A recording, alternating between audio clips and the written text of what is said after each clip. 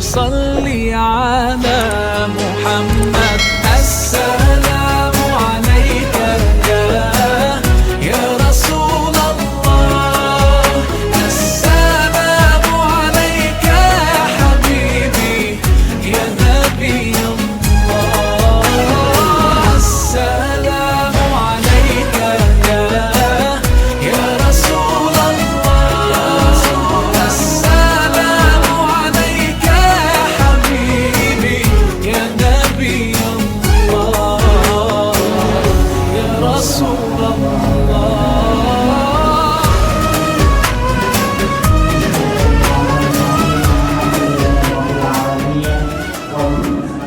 على أمور الدنيا والدين والصلاة والسلام على أشرف المرسلين سيدنا ومولانا محمد وعلى آله وصحبه أجمعين أما بعد. Ingkang kawula hormati Habib Zain bin Ali Maulahillah, ingkang kawula hormati segenap jamaah, segenap pengurus musola Al-Qur'an, dan yang kami hormati pula seluruh pengurus Gerakan Pemuda Ansor serta Badan Otonom NU yang hadir pada malam hari ini.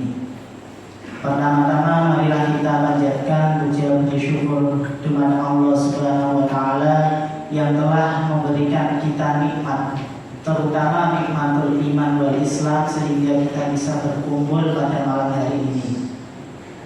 Kedua kalinya sholawat serta salam kita haturkan kepada beliau junjungan kita Nabi Agung Muhammad sallallahu alaihi wasallam. Semoga kelak kita diakui sebagai umatnya dan mendapatkan syafaatnya, amin ya rabbal alamin. Bapak Ibu semuanya dan sahabat-sahabat pengurus semuanya, pada malam hari ini nanti kita akan mendiskusikan tentang ngaji dialogis seputar sholat jamaah. Pada malam hari ini nanti akan dibedah seputar syarat-syarat sholat berjamaah, kesunahan dalam sholat berjamaah, kemakruhan, serta pembagian makmum dan kriteria-kriteria imam yang nanti akan dibahas oleh tim Rijalul Ansor rahimahullah. Sebelumnya saya di sini selaku moderator, dan nanti pada diskusi kali ini nanti akan ada dua sesi. Yang pertama nanti penyampaian materi dari tim Rijalul Ansor rahimahullah, dan yang kedua nanti akan ada sesi tanya jawab. Nanti di sesi tanya jawab silakan kepada bapak atau ibu semuanya serta sahabat-sahabat semuanya, jika ada pertanyaan silakan nanti untuk ditanyakan. Sebelumnya di sini saya akan memperkenalkan narasumber dan pemateri pada malam hari ini. Yang pertama di sebelah kiri saya ada Gus Faris.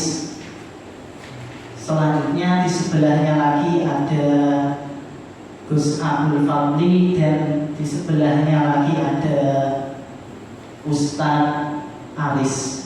Beliau-beliau ini merupakan alumni dari Pondok Pesantren Pakis, dan beliau-beliau ini sudah mengajar baik di madrasah maupun di musola-musola yang ada di Desa Lorang Kulon ini. Jadi tidak perlu diragukan lagi keilmuan para pemateri dan narasumber pada malam hari ini. Kepada beliau-beliau saya persilakan.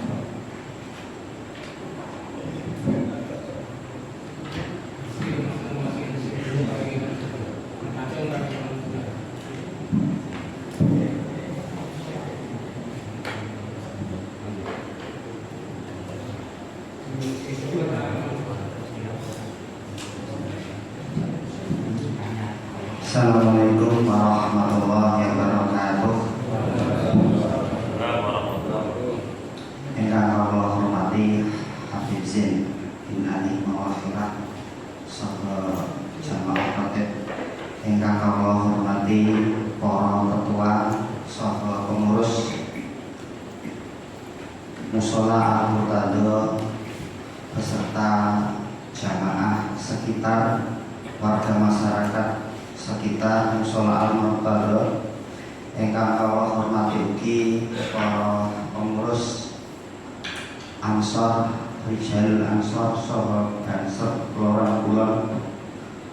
Sepindah monggo kita ucapaken puji syukur dumateng Allah Subhanahu wa taala ingkang sampun paring kathah kenikmatan dumateng kita sedanten, khususipun nikmat iman, nikmat Islam saha nikmat sehat saged nglampahi acara istighosah saha pengajian dialogis dalam punika kanthi keadaan sehat walafiat. Kaping kalih sholawat saha salam mugi tetep katuraken dumateng Nabi kita Nabi Muhammad sallallahu alaihi wasallam. Allahumma sholli ala sayyidina Muhammad. Mugi-mugi kawula panjenengan diakoni dening umatipun Kanjeng Nabi lan saged angsal syafaat khusus saking beliau, amin Allahumma amin. Lanjutaken sambutan saking Ketua Ansor bilih. Ansor iki gadah program pengajian rutin 28 sepindah keliling ing mushola lan masjid Kelurahan Kulon, karena memandang bahwa pentingnya ngaji seputar sholat jamaah yang mungkin belum tentu dijamak oleh banyak orang, karena ada kaidah Ibnu Ruslan dalam kitab Nadul Zubatnya, wa kullu man bi ghairi ilmin ya'malu a'maluhu mardudatun la tuqbalu. Segala amal yang mana amal tersebut tidak dikerjakan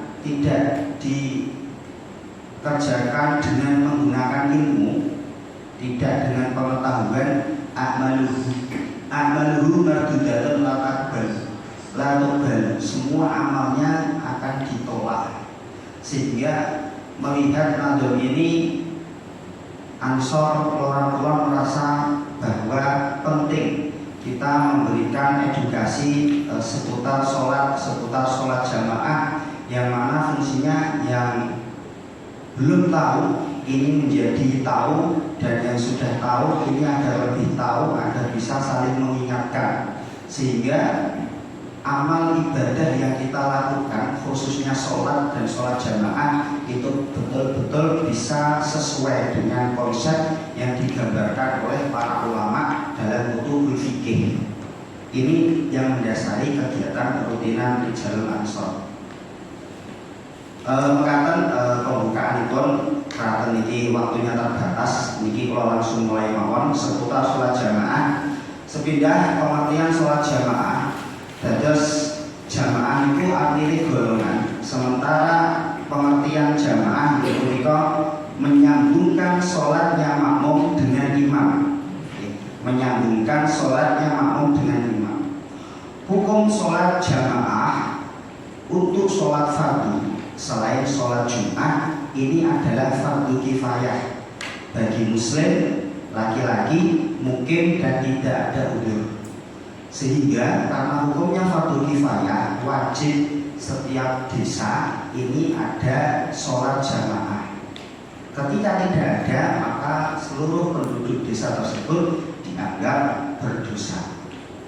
Jadi alhamdulillah orang-orang sholatnya kuat, yang masjidnya lumayan kata, tambah-tambah. Alhamdulillah. Ini moga-moga jadi alamat bahwa orang itu min ahli sholat. Amin.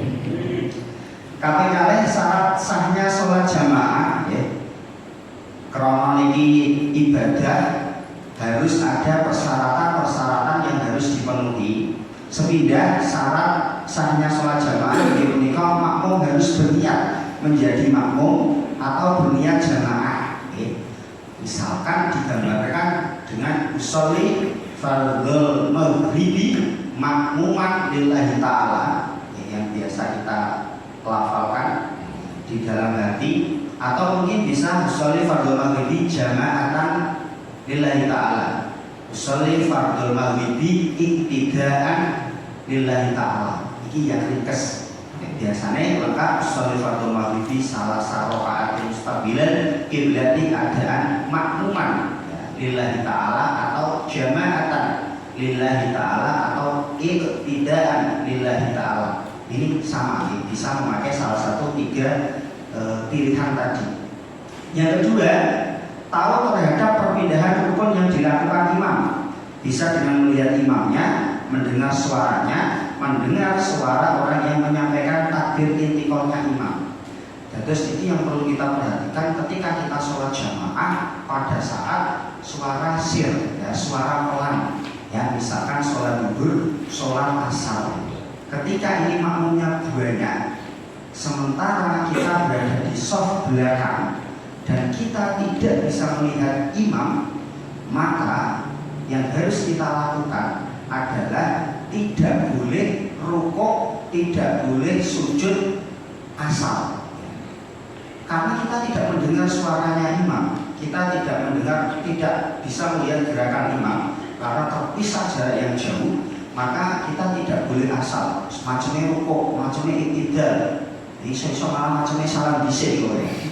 Terus ini tidak boleh asal. Dan terus pundi harus ada robit. Robit ini nopo makmum yang bisa melihat imam. Jadi kita melihat makmum yang ada di depan kita yang bisa melihat imam, sehingga gerakan kita itu mengikuti makmum yang bisa melihat imam.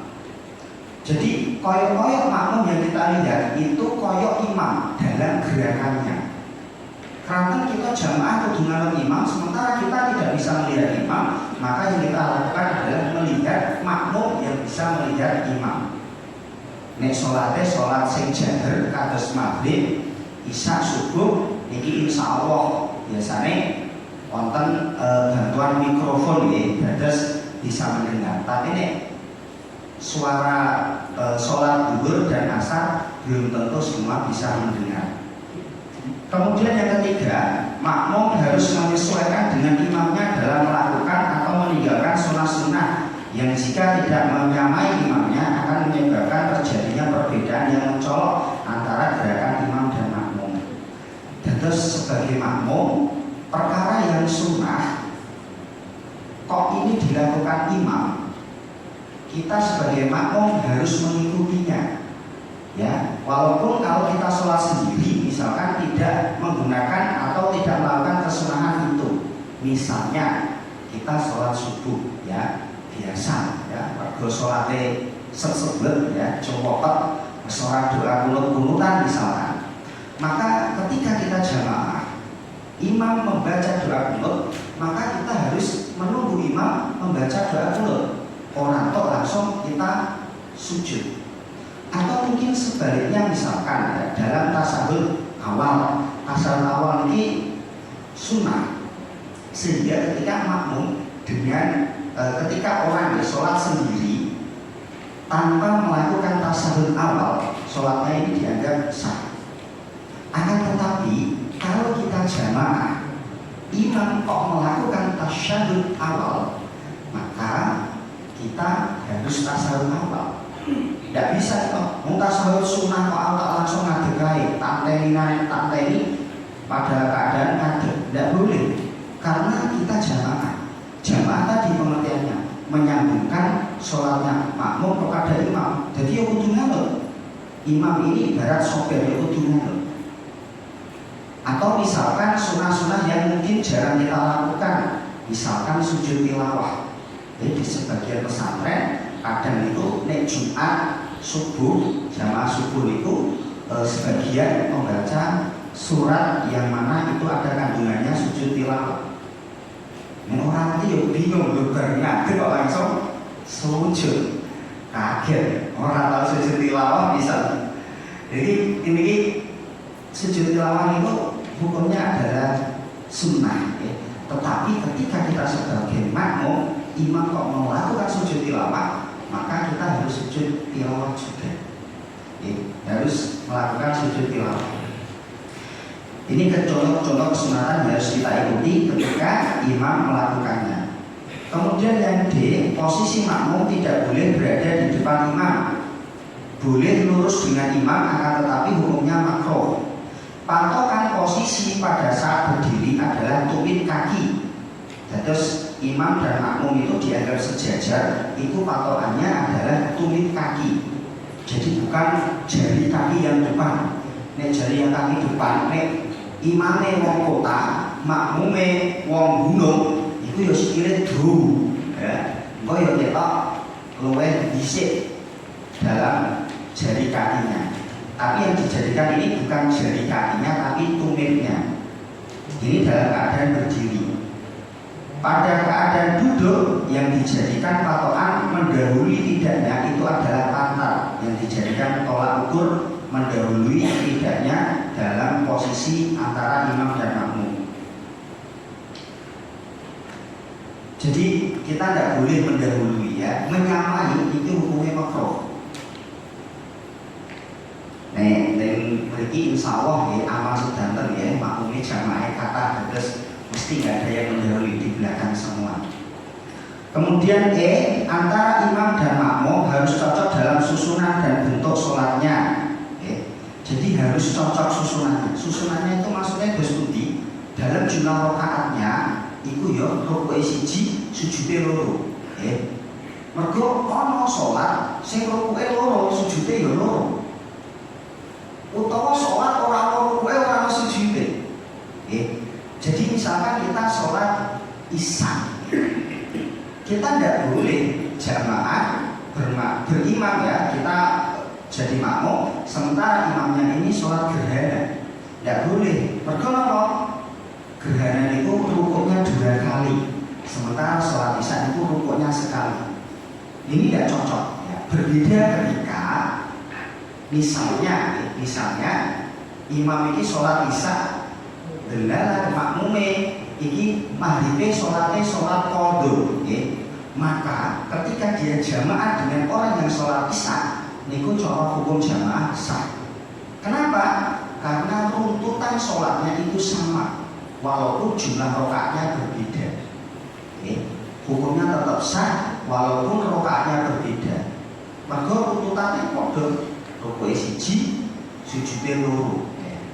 Beda dengan ketika bermakmum kepada orang sholat gerhana atau bermakmum kepada sholat jenazah, ya orang oleh kayaknya malah rukuk ya diguyu wong gitu kan. Sholat jenazah makmum rukuk. Kemudian lanjutannya F, tidak boleh bermakmum kepada perempuan jika makmumnya laki-laki. Ini aturannya sampun nek makmumnya lanang, imamnya kedah lanang. Nek imamnya wedok, makmumnya perempuan. Nek makmumnya imamnya lanang, makmum boleh laki-laki, boleh perempuan, boleh khunsa.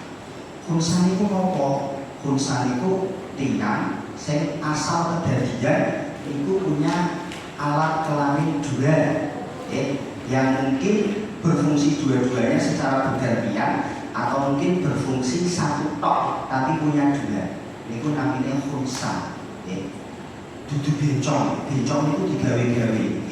Kalau khunsa itu asal kejadian memang penciptaannya begitu. Kemudian G, tidak boleh bermakmum kepada orang yang sedang menjadi makmum. Tidak boleh bermakmum kepada orang yang sedang menjadi makmum. Jadi kalau kita menjadi makmum secara tiba-tiba, kita habis wudu melihat orang sholat, langsung kita jadi makmumnya, kita pastikan dulu dia sebagai makmum atau sholat sendiri. Nek sholat sendiri boleh kita jadikan dia imam, tapi ketika dia sedang menjadi makmum tidak boleh. Maka itu kita perlu perhatikan di sekitarnya, dia statusnya makmum atau sholat sendiri. Loh sakit kok dia misalkan menjadi makmum sakit mawon ya, karena mungkin karena terhalang oleh jarak soft. Misalkan ada orang sholat di sini, kemudian dia makmum di sana, dia ono barisan soft lagi, karena tidak mungkin dia menuju ke dekatnya orang musolli di sini sehingga dia menjadi makmum di sana. Boleh cara jamaah. Dan tiba-tiba gua jenengan teko terus bermakmum kepada dia, maka jamaah kita tidak sah karena kita berjamaah terhadap orang yang menjadi makmum. Jadi penggambarannya begitu. Jadi kalau kita mau jamaah dengan seseorang harus dipastikan di sekitarnya memang dia statusnya sholat sendiri atau sedang berjamaah dengan orang lain. Harus memiliki keyakinan bahwa sholat imamnya sah. Terus ini jamaah itu keyakinan bahwa imam ini sholatnya adalah sholat orang yang sah. Artinya dia punya wudu, dia suci pakaiannya, dia suci tempatnya, suci badannya. Kita harus punya keyakinan itu. Sehingga ketika kita tidak punya keyakinan itu, kita tidak boleh berjamaah dengan orang tersebut. Kemudian makmum tidak boleh mendahului atau terlambat dari imam dalam dua konflik tanpa adanya udzur. Yang namanya makmum itu gak oleh disiki, gak oleh dia ini sebanyak 2 rukun ya tanpa adanya udzur.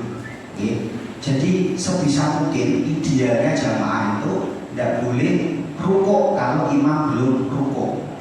Nek misalkan dokter jarak di sini pertama tidak masalah, nek gak jarak tidak masalah.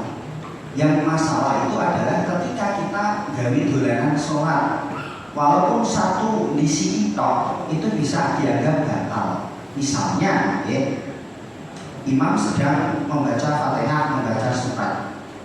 Karena kita Fatihah sudah selesai, imamnya suratnya dulu, kita ada tak ruku aku paling dari kita imamnya ruku. Aku sholat wis hafal kok. Rukuk sih. Imam terus rukuk. Bareng imam rukuk. Alah aku iki iktidal bari kira imamnya nganut aku mesti iktidal. Maka niat mempermainkan sholat seperti ini tidak boleh. Nek misalkan nggak ada niat seperti itu ya mungkin tidak sengaja. Imamnya dulu kok aku rukuk dhisik, nggak masalah. Selama tidak mendahului dalam 2 perkara. Yang pertama di sini takbiratul ihram imam syekh. Imam dulu takbiratul ihram, ini takbiratul ihram. Ya tidak jadi jamaahnya, tidak boleh. Atau soal salamnya, imam dulu salam, kita sudah salam dulu. Ini tidak boleh.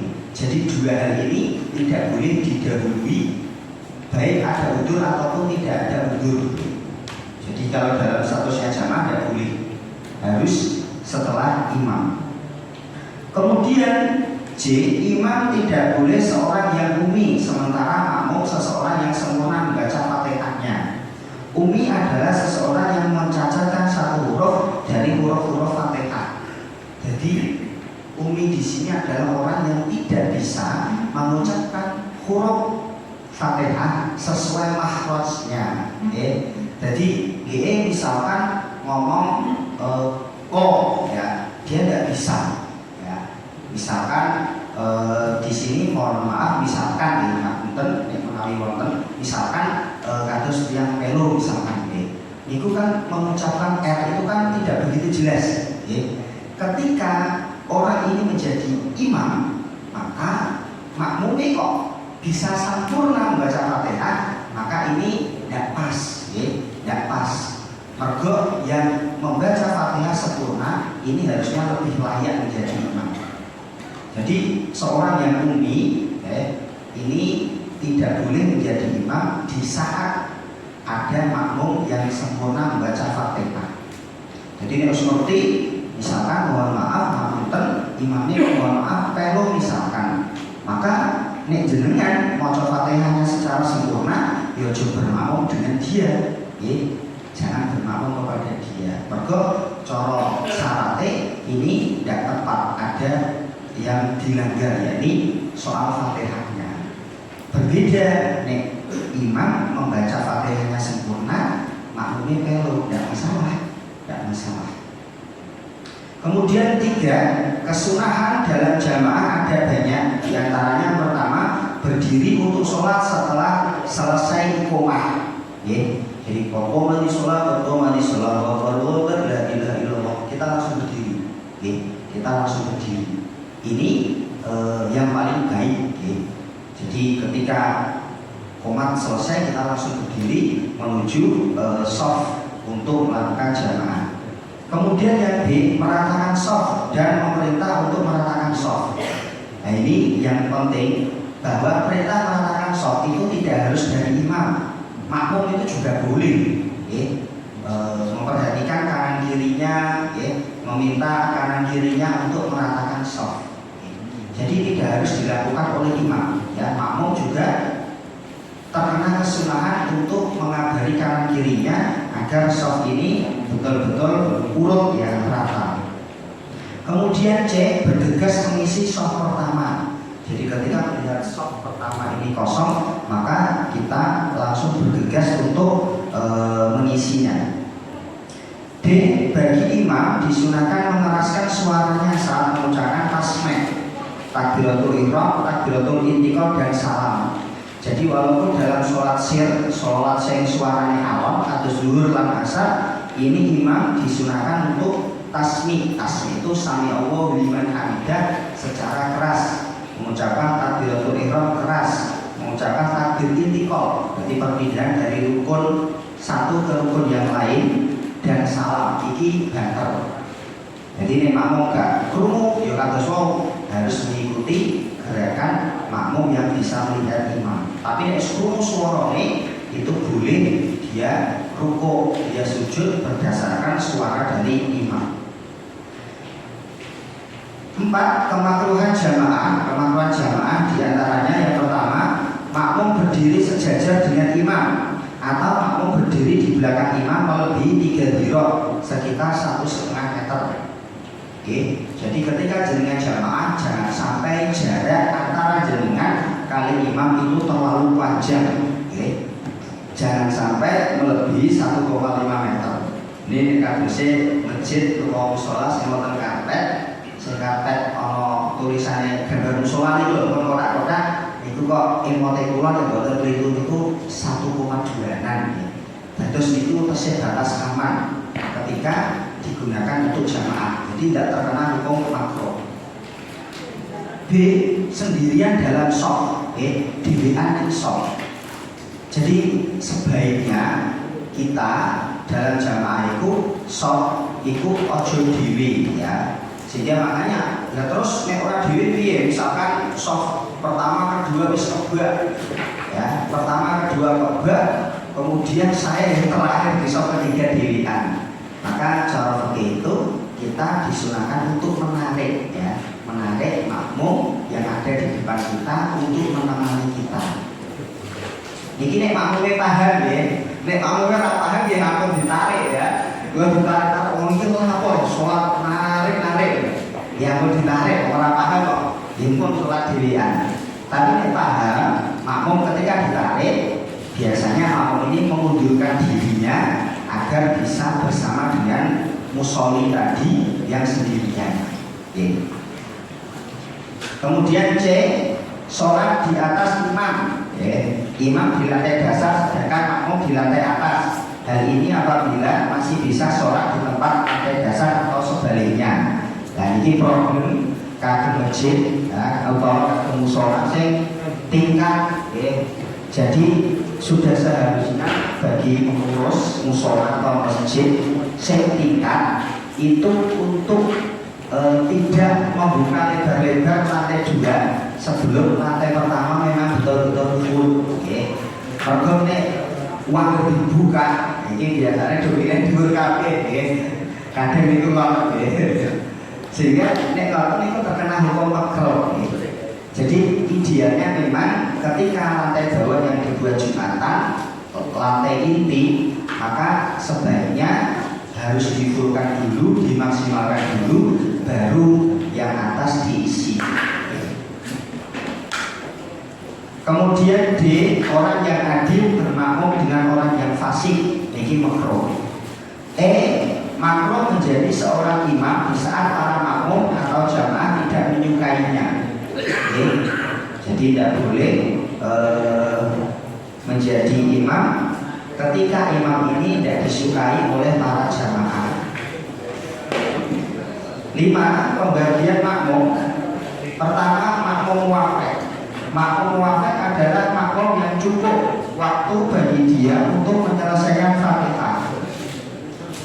Hukumnya jika dia tertinggal dari imamnya, maka jika dia orang yang lambat baca Fatihahnya, maka dianggap mundur sampai 30 kali, yakni rukuk, sujud pertama dan kedua.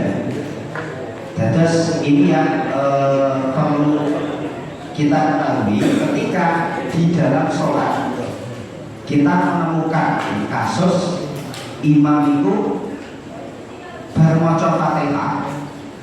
Setelah imam maca Fatihah, kan makmum baru membaca Fatihah. Jadi di saat imam membaca surat, makmum itu membaca Fatihah. Ini kesunatannya apa? Tiba-tiba imam ini membaca suratnya yang merakyat, ya, misalkan dulu, tapi dengan intonasi copot, ya. Sementara kita Fatihahnya tidak bisa cepat, ya. Maka mau tidak mau kita belum selesai Fatihah, imam pasti sudah rukuk, ya. Sudah rukuk.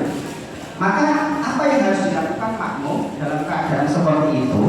Maka makmum itu harus melanjutkan Fatihahnya. Rukuk besar, itidal, imam itidal, sementara kita masih sibuk membaca Fatihah. Lanjutkan. Itidal imam sudah selesai, sujud pertama, kita masih membaca Fatihah.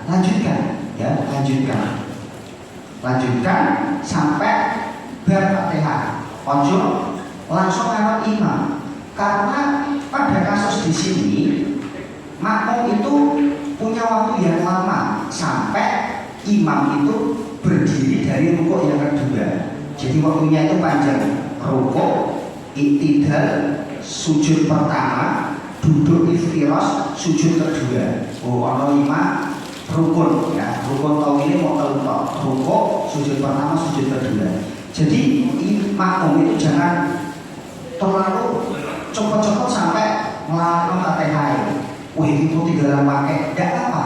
Karena pada saat kondisi seperti itu, makmum itu punya waktu yang lama. Ini punika mau rukuk, iktidal, sujud pertama, duduk iftirash, sujud kedua. Itu adalah waktu yang diberikan oleh syarak dalam membaca Fatihah ketika kita tertinggal, ketika imamnya macane cukup, sementara makmum itu macane lambat. Prakteknya biasanya imamnya cepat kaya ngono, makmumnya ya Fatihahnya dirada cepat, ya, sehingga mungkin di sujud pertama makmum ini sudah selesai, tidak sampai sujud kedua biasanya.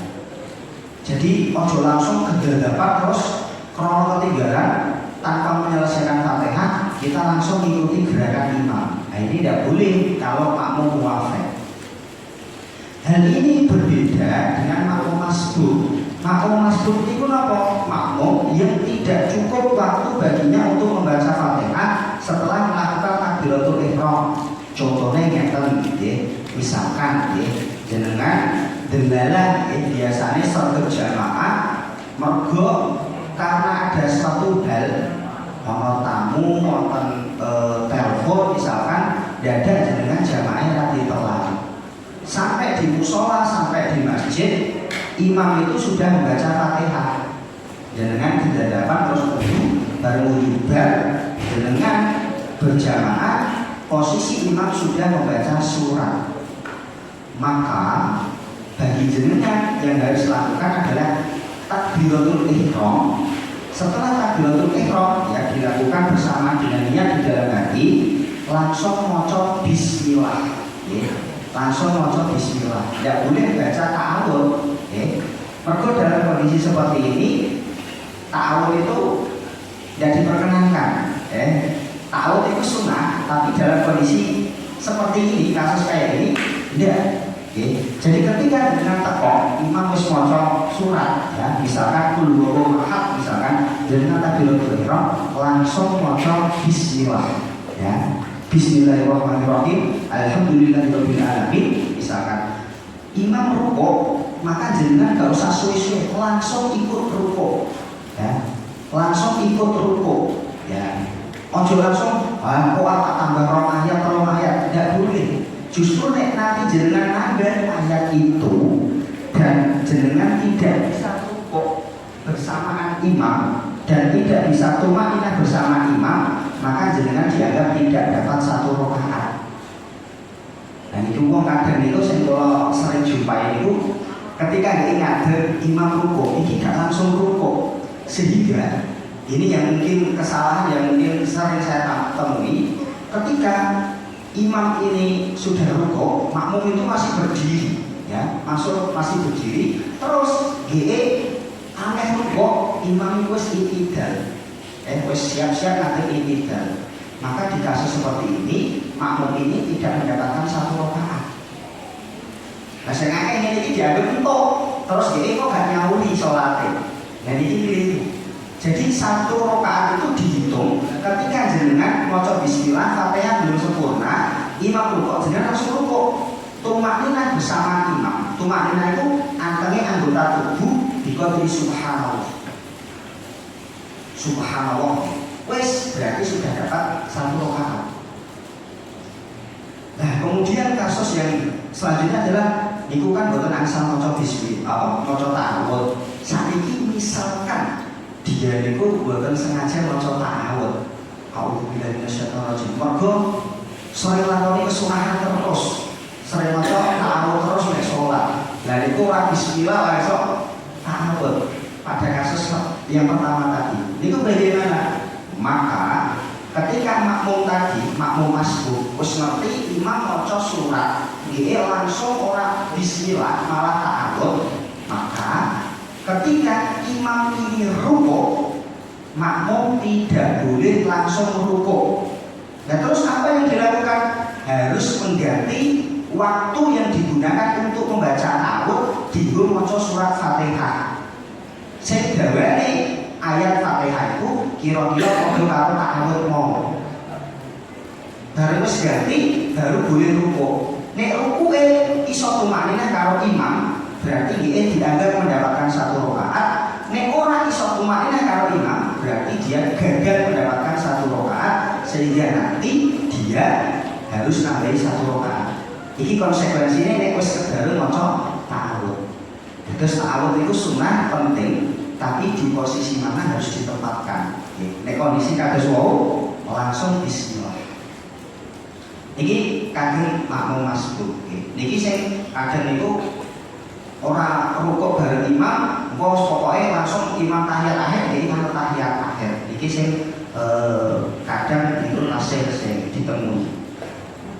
Kemudian 6 kriteria imam sholat jamaah. Kriteria imam sholat jamaah harus mempunyai 2 sifat. Yang pertama sifat yang dianjurkan dan sifat yang disyaratkan.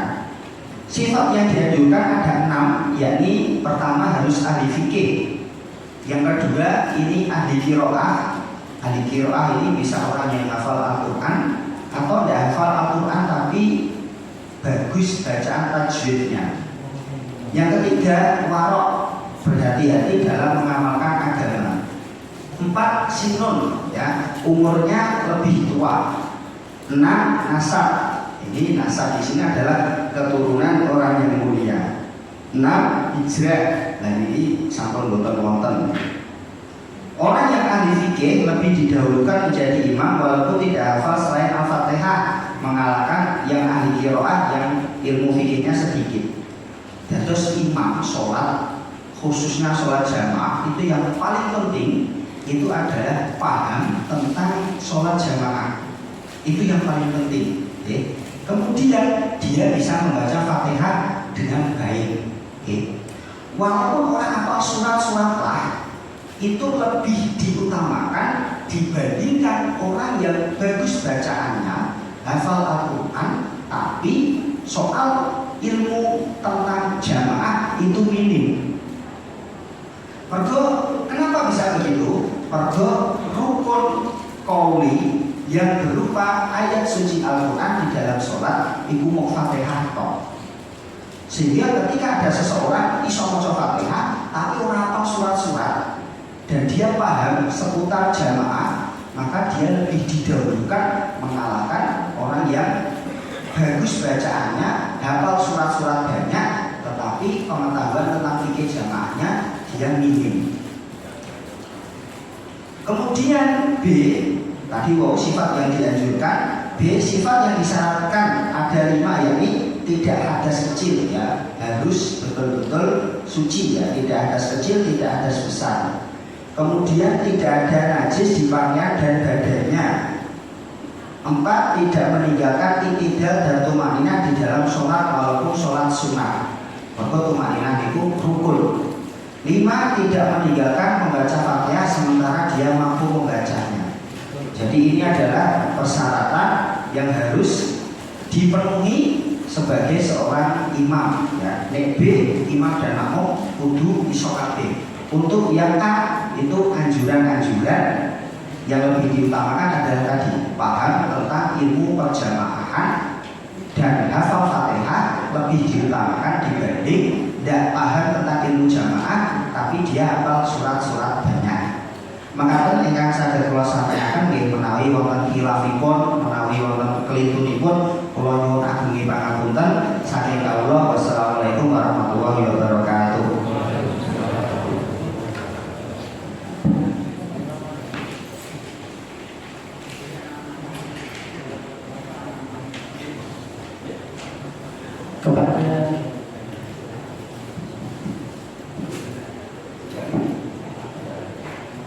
Kepada Ibu Peridarul Ansar Rasulullah kami ucapkan terima kasih.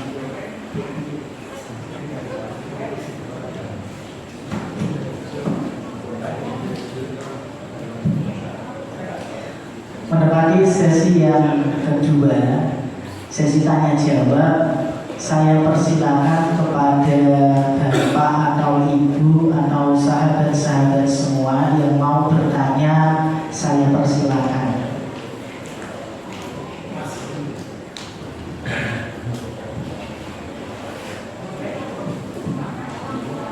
Assalamualaikum warahmatullahi wabarakatuh. Nama saya Bapak Suparmin dari Musola Al-Tentu Cabang Musola Al-Tentu mau bertanya Mas. Tadi mengenai jamaah 4 rakaat yang makmum 3 rakaat, itu kan lain rakaatnya, masa sah? Bisa sah. Tadi kan yang mana ya Mas tadi? Saya akan lupa ya. Tadi yang mengatakan kan ada jamaah imam yang 4 rakaat, tapi makmumnya misal makmumnya maghrib gitu. Tidak ada. Tadi kan gitu Mas ya. Nah, itu kan rakaatnya kan beda. Masa yang makmum bisa sah? Kalau nyuwun makmum itu penjelasanipun terus malih apa ya Mas ya. Pun kalau niku. Assalamualaikum warahmatullahi wabarakatuh.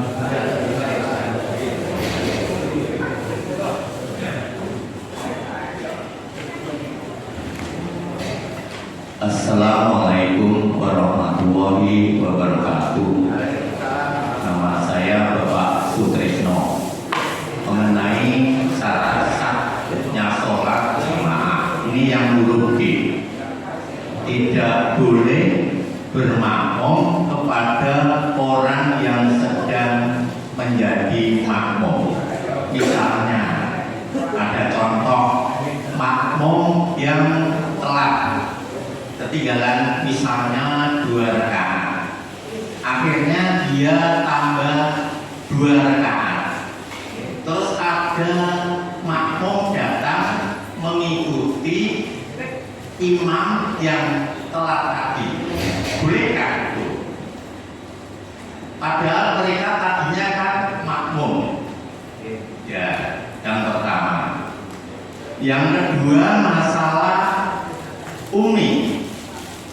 Bagi imam yang umi, pada saat dia menjadi imam pada sholat zuhur dan asar, makmum otomatis tidak dengar suaranya. Apakah sah makmumnya mengikuti imam yang umi tadi? Jelas? Ya, yang kedua. Yang ketiga, misalnya kita mau dalam perjalanan jauh sudah melebihi dari kuota jamaah misalnya, pada saat itu kita ikut makmum, ya, bermakmum tapi nanti ditambah dengan niat jamaah kosong misalnya gitu, bolehkah itu? Misalnya contohnya Mahdi, sholat duhur, kita mau ke Surabaya sudah lebih dari 250 kilo misalnya, kita berarti sudah boleh mengosor misalnya jamaah. Pada saat duhur kita ikut menjadi makmum dan niat sekalian jamaah kosor asar. Boleh nggak itu? Nanti. Yang terakhir nih masalah imam.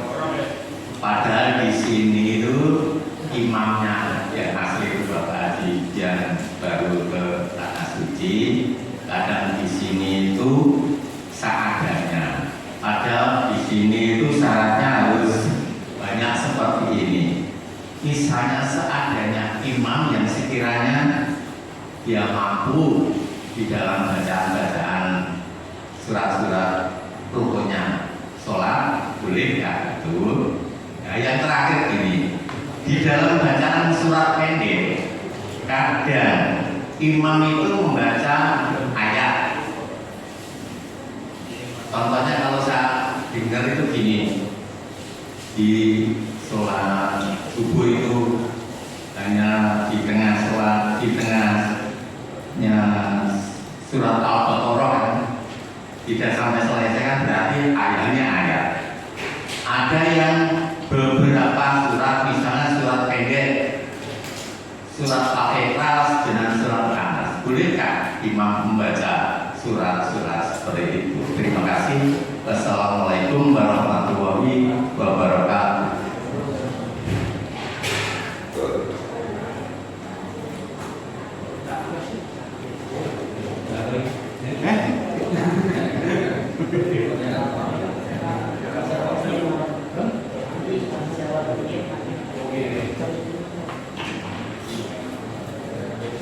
Untuk pertanyaan yang masuk terlebih dahulu akan dijawab oleh narasumber terlebih dahulu. Nanti setelah itu jika waktu masih mencukupi kita lanjut.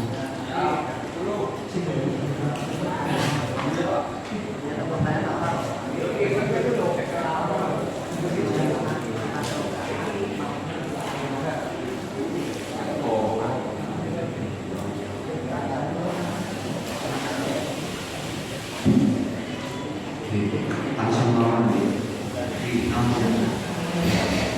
Terus wonten makmum, paling makmumnya itu sholat asar, imamnya sholat maghrib. Itu kan beda, rokaatnya itu beda. Iya, itu sasar makmum. Keranten ingkang sing dikecelakai dari nomor jamaah sholat jamaah niku ingkang sholatnya niku gerakannya berbeda. Misal ada sineten imamnya sholat jenazah, makmumnya sholat asar. Nah, niku beda kan gerakannya.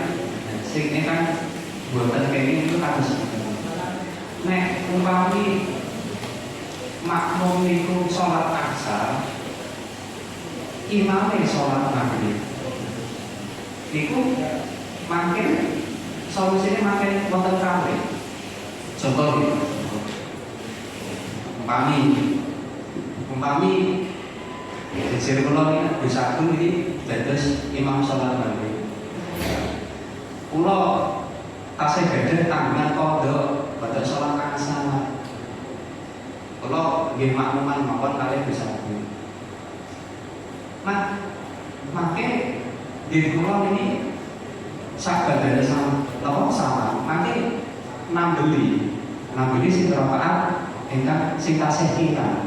Soalnya kan sholat asar niki nggih.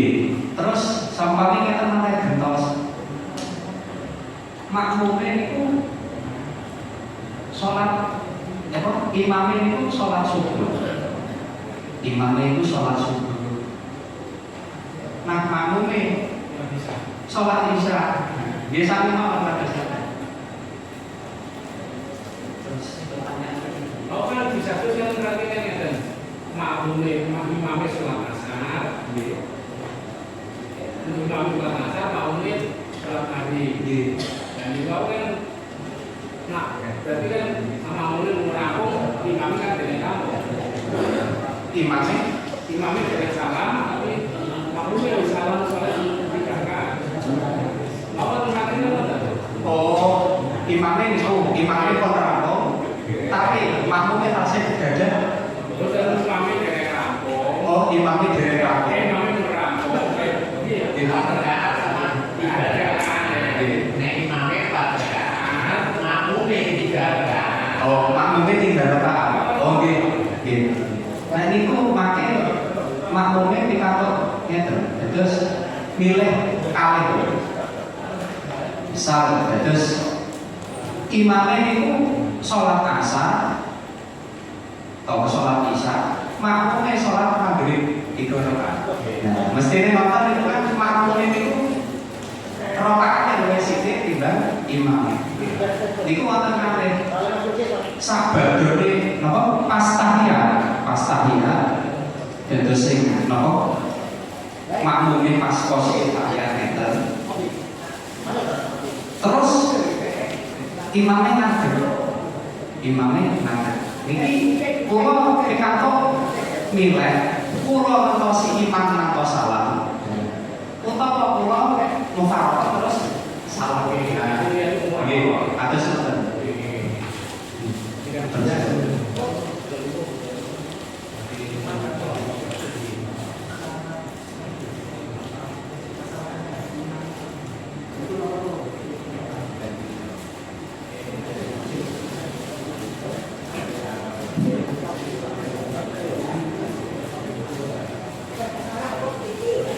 Itu sama mau gini jelas ya Pak. Ya, terus bolehnya itu bukan berarti kita nanti harus ikut rokaatnya imam, bukan ya. Tetap sesuai yang kita niati.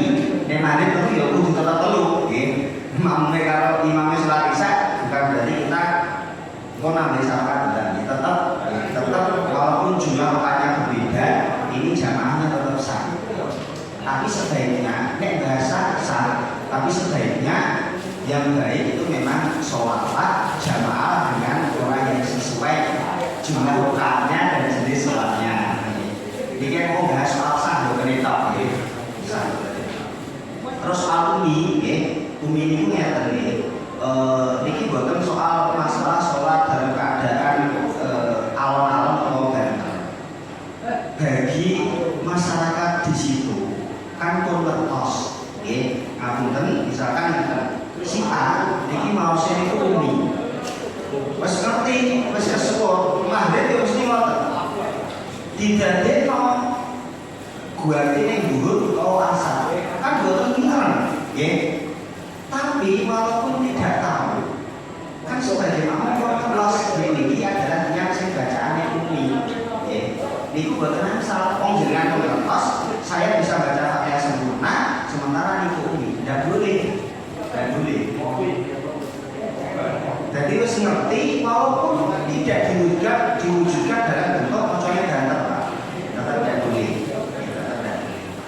Kemudian soal jam kosor tadi, persyaratan sholat kosor di dalam kutubul fikih itu tidak boleh bermakmum dengan muktimin, tidak boleh bermakmum kepada orang yang menyempurnakan sholatnya. Jenengan sholat kosor, jenengan pengen jamaah, tapi orang yang di depannya jenengan itu sholatnya sholat secara sempurna. Itu tidak boleh. Persyaratan dalam sholat kosor itu begini. Jadi jenengan pengen sholat di sholat DB, utawa sholat jamaah, sing podo-podo, wonge podo sholat kosor. Utawa jenengan boten lihat sholat kosor. Mergo persyaratan sholat kosor itu jamaahnya bagi orang yang sama-sama sholat kosor.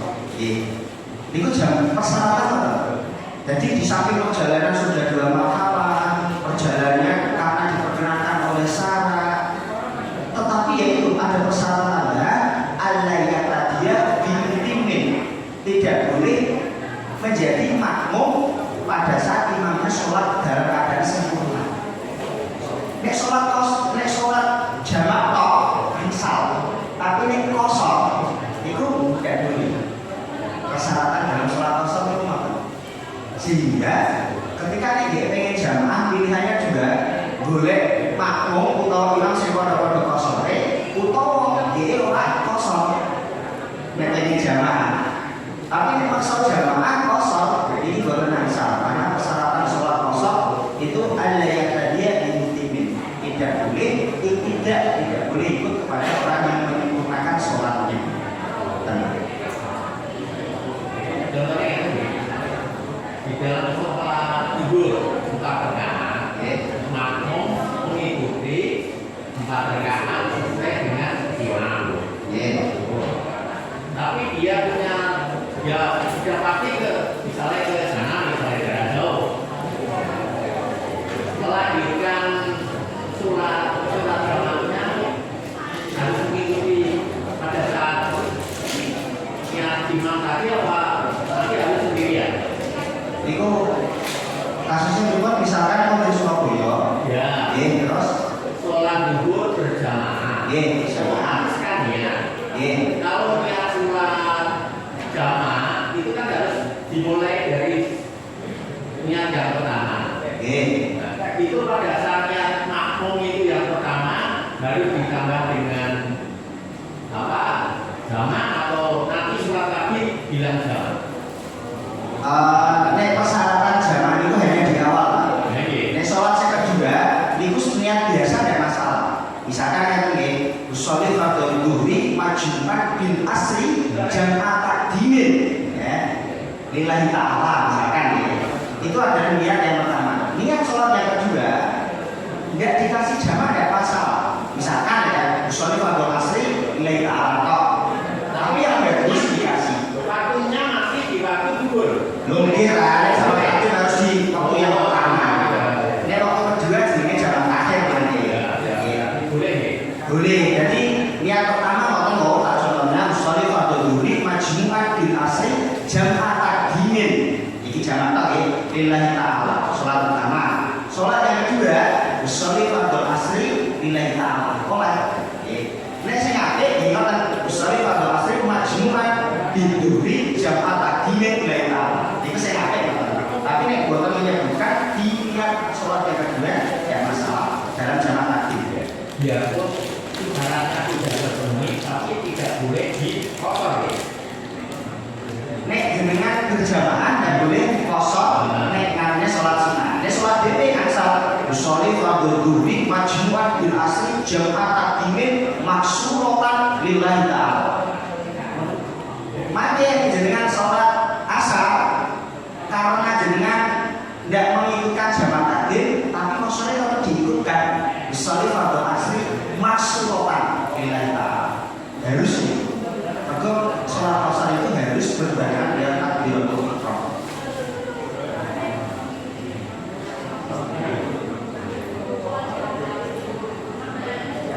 Terus niki saya kalau ngapunten nggih, kula niku memahami secara sepintas tanggapannya jenengan sing soal dadi makmum enggak boleh jadi imam ngoten nggih. Nyata nggih, kasusnya niku sing kula pahami piye nggih.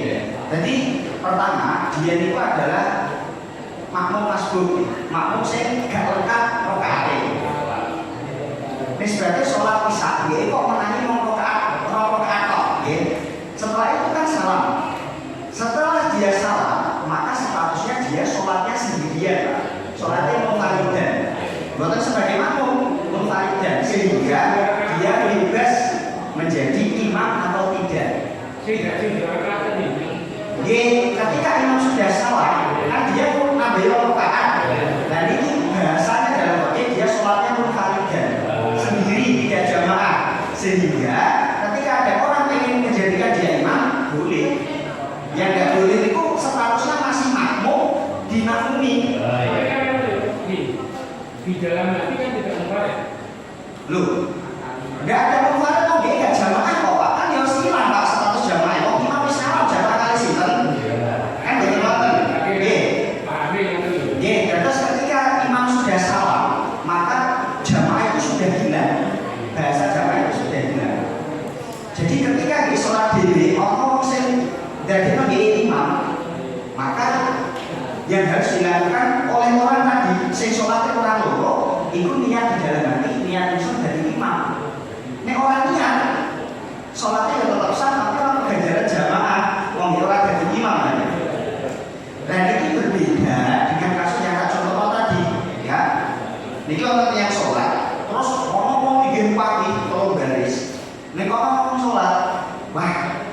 Mana aku sholat diri tak jamaah, iko nggak orang sholat.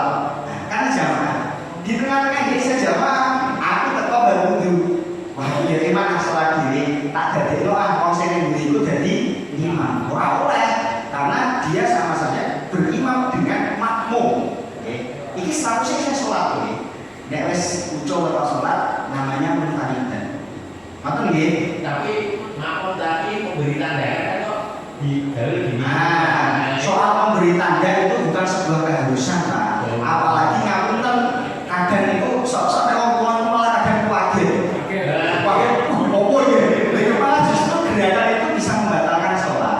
Terus memang yang baik di dalam fikih itu syarat dengan metode. Tapi itu bisa diwujudkan dalam bentuk lain. Misalkan ya dengan imoro banter niat kan dilafalkan sunnah. Sholih atau wajibi makmuman. Ngomongnya sandinge kan yo imamnya mestinya krungu nggih. Berarti lebih baik bersuara daripada diputus. Kaget kan malah. Ini aturan teknik itu memang mengingatkannya dengan cara ngoten. Tapi misalkan gak ngoten karena ada tadi wajar malah menimbulkan gerakan yang membatalkan sholat, ini bisa bahaya. Jadi nek wong kaget ya dihindari mawon. Nek kula secara pribadi kadang kaget. Meneh musholane rada suwung. Jadi kira bangsa alus sing nyolek. Ngoten nggih. Kembali tadi masalah umi. Misalnya si umi tadi sholat sendiri, tiba-tiba ada jamaah yang tidak kenal misalnya, kan tidak tahu, dia minta jadi makmumnya itu, misalnya boleh pada siapa? Karena tidak tahu. Ini ibarat itu kalau dari ngambil, oke itu kalau dari nemu kasus ngoten. Apa ibaratnya sih?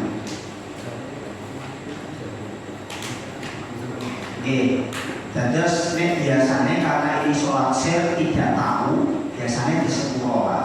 Tapi ibarat yang menuju ke sana secara sholat tekniknya kalau dari nganggo pokoknya bahasanya kita tidak boleh bermakmum kepada imam yang tinggi sementara makmumnya baca Fatihah sempurna. Terus apa nih?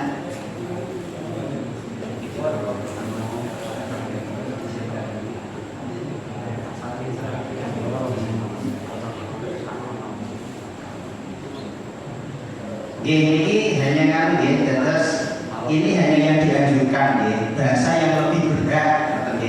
Misalkan boleh dia lebih ngatur lebih ngaji di Mekah ya. Ini dinadi ya lagi di masjid misalkan.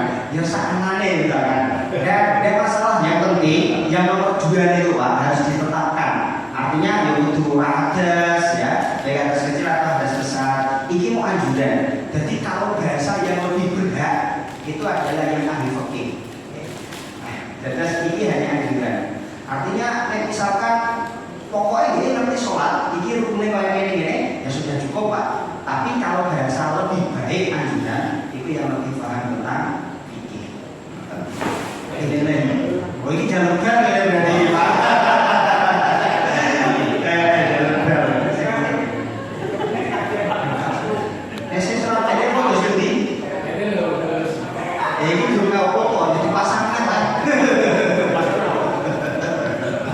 Belum foto. Terima Pak, aku kan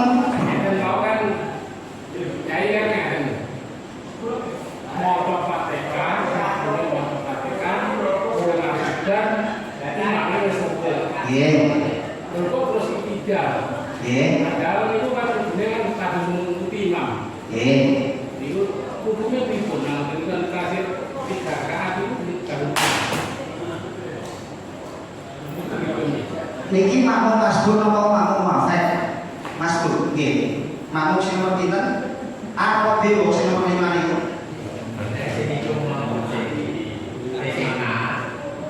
Kan makmum ora kalih, makmum mafek kalih makmum masbuk. Makmum masbuk niku sing gak cukup kanggo maca Fatihah, imam iki rukuk. Kan imamnya kan terus ikuti. Nah, dalam keadaan seperti itu kalau contohnya ngeten nggih. Kalau contohnya kasus ngeten nggih. Misalkan Kula ini misalkan saged jamaah, amin menawa nggih. Kula niku delalah telat. Kula itu lagi wudu, sementara sholat itu sampun nilai. Nggih. Bareng wilayah aku wudu juga cepet-cepetan demi mendapatkan satu rakaat langsung gabung. Ketika takbiratul ihram, posisi imam itu sudah membaca surat. Katakanlah misalkan surat Al-Huwaw Ahad. Otomatis kan saya tidak mungkin Pak maca Fatihah itu sobar, wong ayatnya saja lebih panjang Fatihah. Al-Huwaw Ahad Allahu Samad. Aku takbiratul ihram, maka ketika takbiratul ihram langsung wis mantap bahwa kita sudah niat bersama dengan takbiratul ihram, langsung maca Bismillahirrahmanirrahim, Alhamdulillahirabbil alamin, imam kok rukuk, maka makmum harus langsung rukuk tanpa menyempurnakan bacaan Fatihahnya.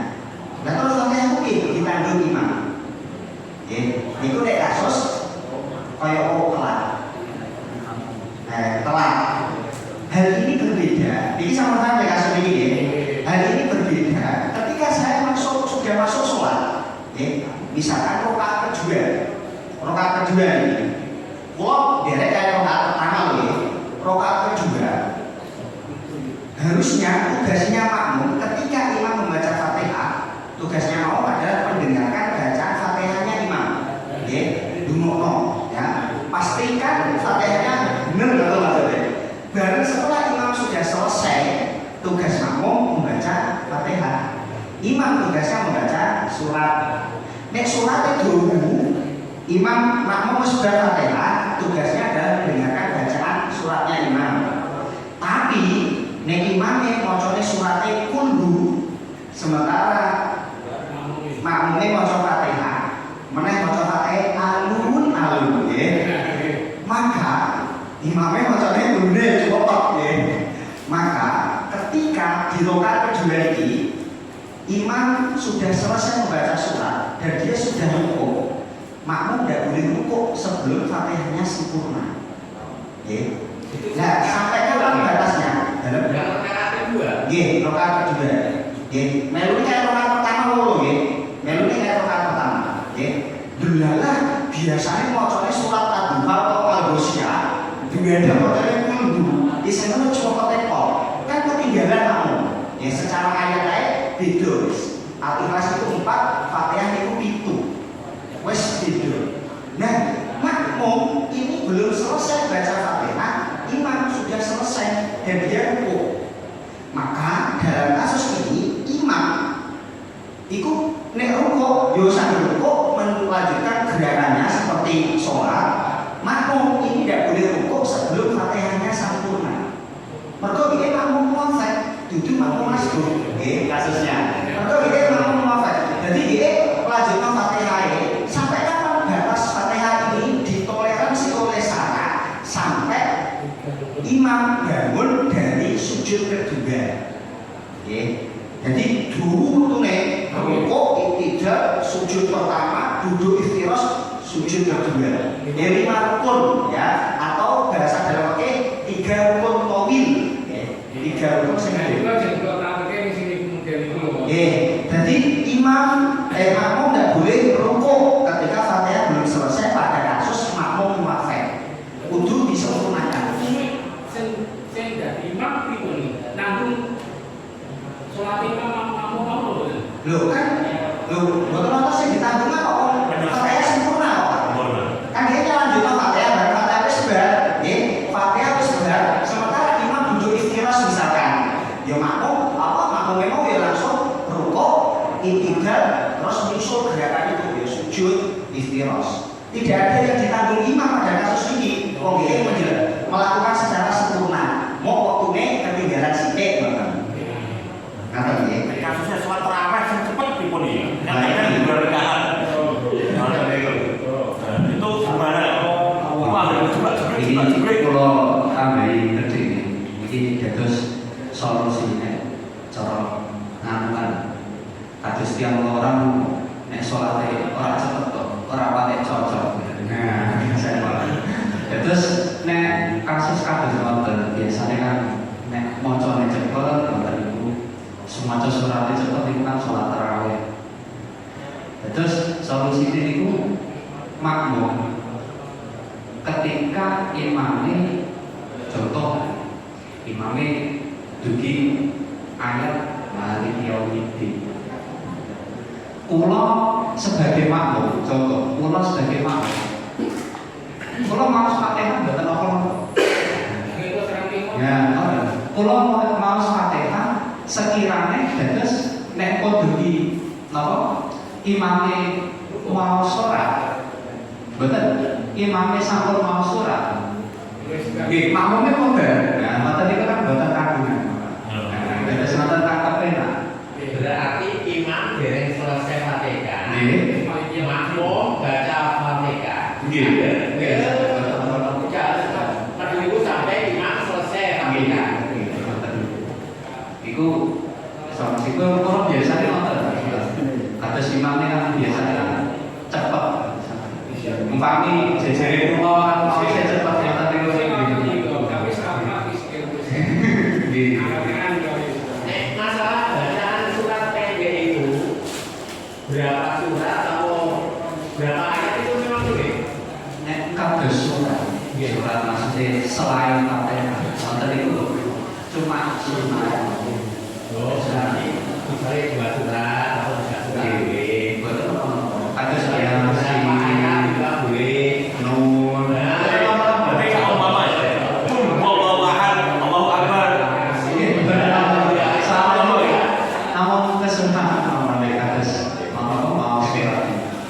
Baik, terus ini masalah sunat, sholat sunat. Dia maupun tidak dia mau sholat jamaah atau sholat sunatnya dikerjakan di rumah boleh apa tidak?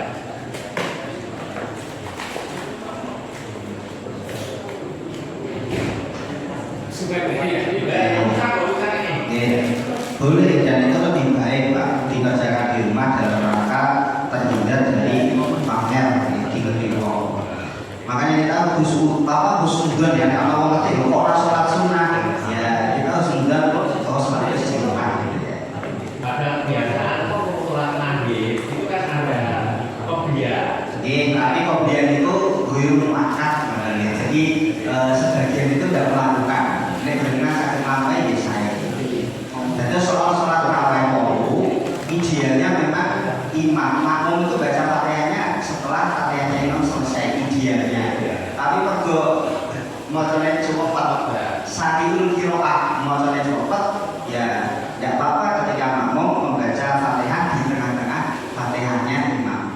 Tapi ingat ya itu tidak diajukan bagi orang tua Pak ya. Apalagi orang tua saya ngapunten duwe penyakit boyo. Ini sholat tarawih sehat malah boyo kumat.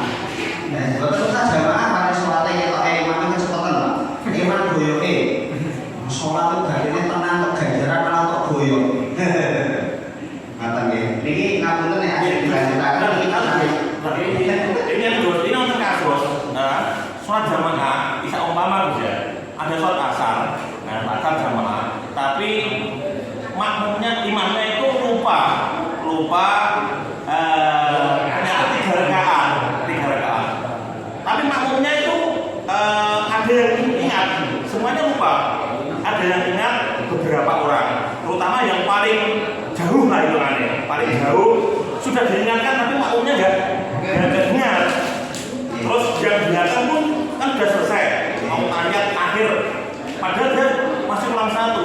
Nah, ketika imamnya itu salah, makmumnya itu berdiri sendiri menambahi, itu kira-kira sah atau tidak? Atau batal semua? Benar, masalah tidak tapi oke, ini biar dan singkat makmum ketika kita tiba jamaah sementara imam sudah membaca surat.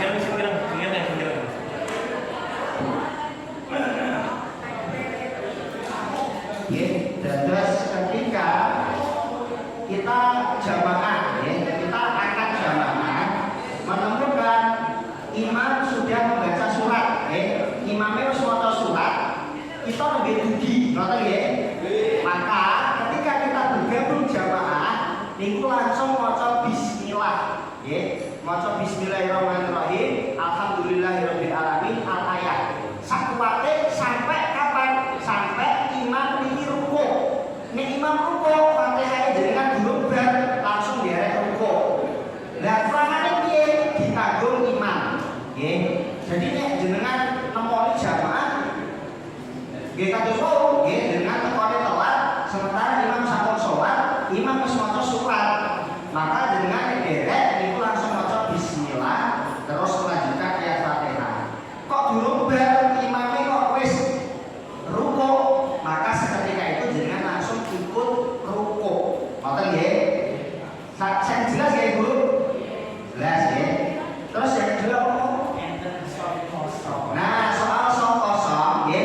Jadi apa yang harus kita lakukan ketika kita melihat bahwa ada di depan ini soft kosong, sementara tugas kita itu soft itu kudu rapet, ya. Saya ngerti kudu rapet. Melihat ada di depan kosong, maka bolehkah kita menerjang? Boleh, boleh. Tapi nerjangnya dengan cara yang baik, ya. Nerjangnya dengan cara yang baik. Cara yang baik itu terus pundi? Misalkan dalam keadaan berdiri, itu jenengan saged nganu sithik nyesek sithik-sithik, ya. Sebaiknya sesuai urutan. Maksudnya ya, misalkan urutannya kula itu sing kosong, ya. Berarti saya lewatnya sini, ya. Lewatnya ini. Ojo lewat nggih kono, malah berat-berat tambah akeh, ya. Jadi idealnya nek sing sok iku sing kosong iku ngarep kula, maka kita meluruskan nyamet nabrak, ya. Oh iki kono kosong, berarti kita meluruskan. Jadi ketika nabrak enggak kata-kata, langsung menepati itu. Boleh, ya. Asal mau ya caranya bener. Nek cara ono Pak, cara sing bener ono. Suwadigi misalkan. Sampai mengubah kiblat mereka. Pasal kula terus dadi hidup, dadi nalor. Nah ini kok yang nggak boleh, ya.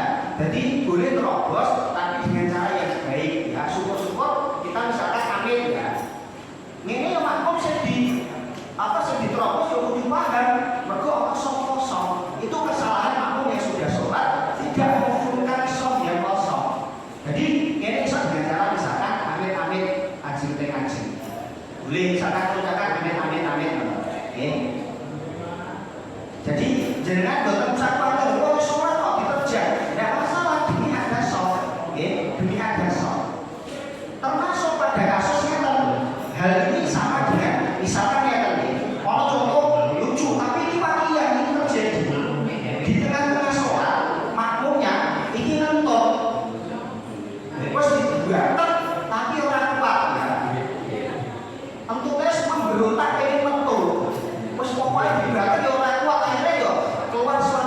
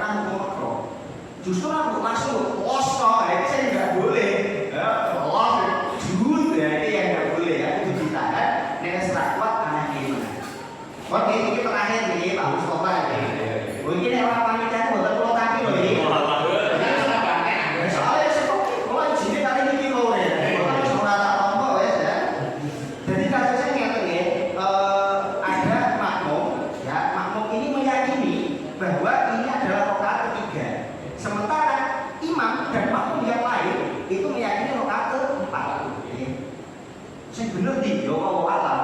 Tapi kita bahas keyakinan. Ketika makmum satu ini yakin bahwa ini adalah rakaat ketiga, sehingga karena yakin rakaat ketiga, imam kok tahiyat akhir kan salah jawab dari sini makmum mau, maka tugas makmum adalah mengingatkan subhanallah. Bisa berlaku dan termasuk subhanallah. Kok masih Sampai salam. tidak mau ya, tidak mau. Karena yo aku yakin itu mantap imamnya. Maka ketika terjadi perbedaan keyakinan, makmum itu yakin itu rakaat ketiga, imam dan makmum yang lain itu rakaat keempat. Maka makmum sing yakin itu adalah tiga, ojo nganut gerakan imam sing diyakini salah. Ojo nganut berarti misalkan kita ngomong, gue udah tahiyat akhir kan ya batal. Ngomong ora oleh kan kemarin subhanallah. Kok masih tahiyat akhir? Maka kita itu tidak boleh itu tahiyat akhir. Mergo nek tahiyat akhir itu sama saja kita mengikuti gerakan yang berbeda dengan keyakinan kita. Kene yakin itu tahu kok malah tahiyat akhir. Keliru. Carane iki. Makanya sekedar terus maka yang harus kita lakukan adalah apa? Melakukan sesuai yang kita yakini, yakni rakaat ketiga. Jadi di tahiyat akhir kayaknya tetap berdiri. Kita mufaroqah, niat ingsun niati niat mufaroqah, niat ingsun pisah apa jamaah. Nggih, niat ingsun Jamaah saya buat dosa justru nek kowe melu malah ora salah sesuai keyakinan. Jamaah bener-bener sah gitu ya. Pon batal. Jamaah itu sikik rawang karo lepas. Kita mufaroqahnya ini ada udur. Ada udur. Jadi mufaroqah kita tidak salah, memang sebuah keharusan. Jadi ngati niat ingsun mufaroqah teko jamaah. Nggih. Terus kita Fatihah, terus ya rukuk, iktidal, sujud, duduk iftiras, sujud, terus tahiyat akhir salam. Lah mengenai kasus tadi bagaimana? Tugas kita mengingatkan, Pak, ini sholatnya dengan telu duduk papat. Kita mengingatkan, lho dene kok iso yakin karo papat? Yo itu urusannya apa? Piye? Masa kudu dipaksa? Karena dia yakinnya itu ya wis. Nah, kecuali dia meyakini bahwa perkataan makmum tadi benar, itu boleh langsung nambah satu rakaat dengan catatan jaraknya tidak lama dan imam itu tidak berbicara yang lain. Dan misalkan ya Pak Imam ngapunten dengan mau sholatnya itu telu nambah setunggal langsung diingat tidak apa-apa. Justru nek eno baik nggak tahu wes, betul ada kalam ajnabi ya, ada kalam di luar sholat. Jadi makmum nek nganut ini keliru. Mergo dia mengikuti sesuatu yang tidak sesuai dengan keyakinannya. Dia itu punya sholat dhewe nambah rakaat. Kalau sampai salah kok dino. Nah, ini Walaupun itu nunggu Pak ya. Kalau mau ya kan nunggu kan subhanallah, kejaran ngajar. Lah ini kan dhewe ra. Itu dia. Lah walaupun ra. Lah justru kita malah ikut meneh wis salam pisan ya. Itu malah repot ya. Jadi kita mengikuti sesuatu yang tidak kita yakini meloleh boleh. Jadi harus keluar kamu sholat kuat loh, ya batal malah Pak. Dosa batal sholat itu. Nah, ini makanya pentingnya ngaji sholat itu ngoten nggih. Jadi batalnya dosa. Batalnya dosa. Boten asa ora. Jadi misalkan digodho wong terus kita batalkan sholat, dosa batalkan sholat itu. Nggih. Batalkan sholat dosa. Tapi nek kas mau nggih, wis ora ragu-ragu misalnya kok tak baleni. Sholat dhewe ning omah misalnya. Maka Lagi dan ada jarak makmum tapi sholat sendiri. sholat itu tidak boleh ragu-ragu, Mbak. Tidak boleh. Nyata misalkan contoh kasus ya, jenengan itu ketika dalam kasus misalkan, ya mungkin pikiran saya traveling ya, jalan-jalan. Sholat dan pikiran kita didi misalkan. Ini loro apa telu ya, misalkan. Maka kita harus yakin ada juga. Ya, loro apa telu, loro. Kudu sing dipilih sithik, ora sing dipilih akeh. Loro apa telu, loro. Kita itu tidak boleh ragu-ragu di dalam sholat terlalu lama. Tapi ya Aku sholat Fatihah apa ora yo? Wong maca Fatihah wis ora yo, bisa sholat ae. Ora oleh ngene iki. Kita berarti tidak yakin wis lakoni tak gelem sementara iso terus sholat ae. Berarti lebih baik kurang daripada ditambah. Misalnya 4 rakaat. Nggih. 3 rakaat sudah salah. Iya. Berarti lebih